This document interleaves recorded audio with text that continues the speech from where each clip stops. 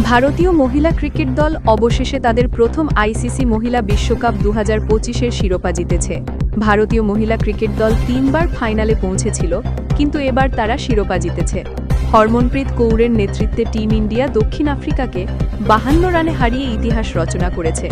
হরমনপ্রীত কৌরের নেতৃত্বে দলটি অসাধারণ পারফরমেন্স করেছে। বিশ্বকাপ জেতার পর পুরস্কার স্বরূপ আইসিসি ও বিসিসিআই টাকার পাহাড় লাগিয়ে দিয়েছে। আইসিসি মহিলা বিশ্বকাপ 2025-এর জন্য 123 কোটি টাকার পুরস্কার আগেই ঘোষণা করেছে। ভারতীয় দল আইসিসি থেকে 39.55 কোটি টাকা পাবে। বিসিসিআইও পিছিয়ে নেই। বিসিসিআই 51 কোটি টাকার পুরস্কার ঘোষণা করেছে। এইভাবে ভারতীয় মহিলা দল মোট 90 কোটি টাকার পুরস্কার পেয়েছে। অসাধারণ পারফরম্যান্সের জন্য শেফালি ও দীপ্তি পুরস্কৃত হয়েছেন। শেফালি বার্মা 87 রানের ম্যাচ জেতানো ইনিংস খেলেছেন এবং 2 উইকেট নিয়েছেন। তাকে ফাইনালে প্লেয়ার অব দ্য ম্যাচের খেতাব দেওয়া হয়েছে।